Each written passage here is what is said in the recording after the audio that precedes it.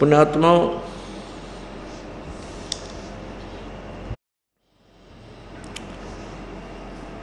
ये दास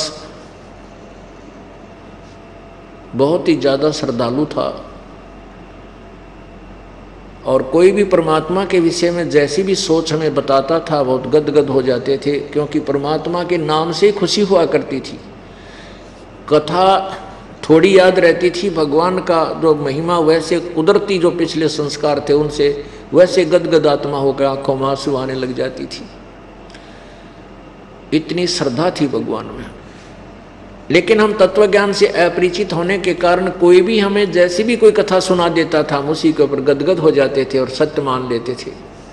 अब इस दास के ये अनुयायी बच्चे, इनके ऊपर भयंकर दुख आते थे, भयंकर रोगों से पीड़ित थे।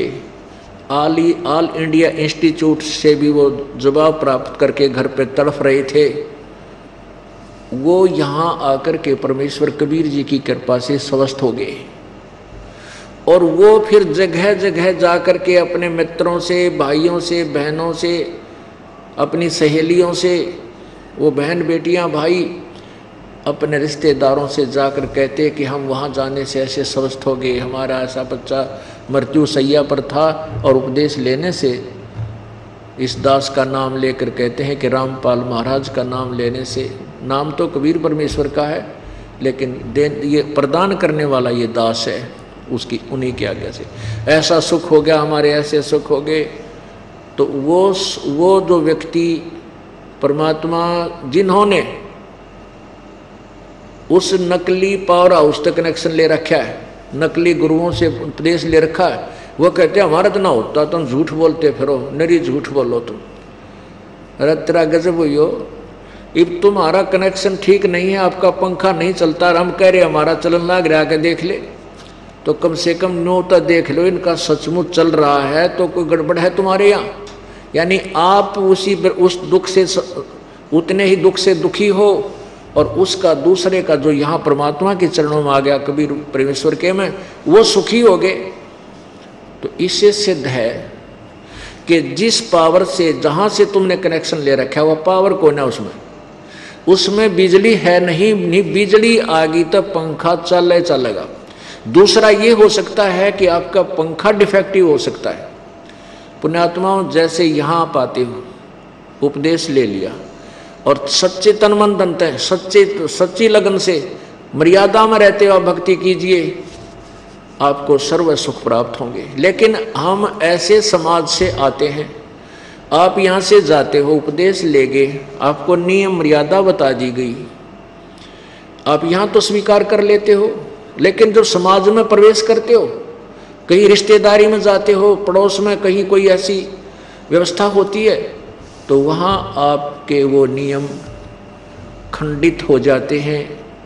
आप लोक लाज में आकर, किसी की दाब में आकर, दबाव मान करके अपनी मर्यादा को और तपाक से भंग कर देते हो। ये सोचते हो कि फर्क पड़े, अरे भले पुरुषों, हम कोई पागल नहीं जो आपको बताते हैं अगर भगवान से लाभ लेना है ये नियम मत तोड़ना। ये तो लक्ष्मण जैसी रेखा समझ लेना। जैसे भगवान श्री राम को वनवास हुआ था, लक्ष्मण और सीता जी भी साथ गए थे, वहाँ एक कुटिया डाली पंचवटी पर, सीता ने वहाँ एक बगीचा बो दिया, बगीचा लगाया, उसमें सुंदर सुंदर फूल खिले हुए थे। और रावण का मामा मारीच एक मृग बनकर, स्वर्ण का मृग, सोने का मृग बनकर उस बगीचे में घूमने लगा। सीता जी की दृष्टि पड़ गई। सीता जी ने अपने पति रामचंद्र जी से कहा कि ये मृग मुझे ला कर दो, जीवित या मृत, मुझे बहुत प्यारा लग रहा है। अब वो माया रूपी यानी सिद्धि से बना हुआ मृग था। रामचंद्र जी अपना तीर लेकर के जब चलने लगा, वो मृग काफी दूर भाग गया। तो भगवान रामचंद्र जी ने अपने भाई लक्ष्मण से कहा था कि लक्ष्मण, हो सकता मुझे दूर जंगल में जाना पड़ जावे, पर तू सीता जी को अकेली छोड़ के मत आना। और किसी कारणवश आना भी पड़े तो आप इसके चारों तरफ ये मंत्र बोल करके एक रेखा, एक लाइन खींच देना चौपड़ी के चारों तरफ। ऐसा ही किया गया। लक्ष्मण को भी जाना पड़ा, सीता ने कटु वचन बोल दिए थे, तो लक्ष्मण ने कहा कि माता मैं जा रहा हूं, लेकिन ये रेखा खींच के जाता हूं, इससे बाहर मत जाना। उधर से रावण एक साधु का वेश बना करके आटा मांगने के लिए आया और कहा कि माई भिक्षा डालो। सीता जी ने कहा कि आ जाओ महाराज, ले जाओ भिक्षा। अब जो ही रावण साधु के भेष में, वो नकली साधु बना हुआ था, उस रेखा के निकट आया, उसमें से अग्नि की लपट निकली। 10 कदम पीछे रावण जा करके खड़ा हो गया और कहा माई भिक्षा देनी है तो इसे बाहर आकर दे दे, तू साधुओं के साथ मजाक करते हो, मैं तुझे श्राप दे दूंगा। अब सीता जी ने सोची कि क्या फर्क पड़ा है, साधु ही तो है, आटा देकर भी आ जाऊंगी। यह सोच सीता की थी, लेकिन उन महापुरुषों की रेखा का उल्लंघन कर दिया, उनके वचन की आज्ञा का पालन ना करने से सीता की के बिरान माटी हुई। उसने जरा सी लागी थी, के फर्क पड़ा है, थोड़ी सी आगे न जाके अब देख आटा आ जाती हूँ। जो ही आटा लेकर रेखा पार किया, उसी समय रावण ने उठा ली और वहाँ लंका में पटक दी जाके।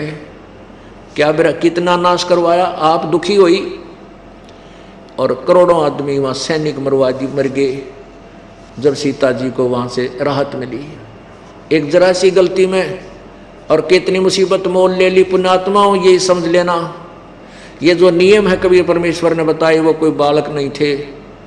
इन मर्यादा का पालन करते हुए, इसमें रहते हुए नियमों में आप भक्ति कीजिए और फिर देखना काल आपके ऊपर कैसे निकट आ सकता है। जब लग हंसा हमारी आना और काल लगे नहीं तेरा बाणा।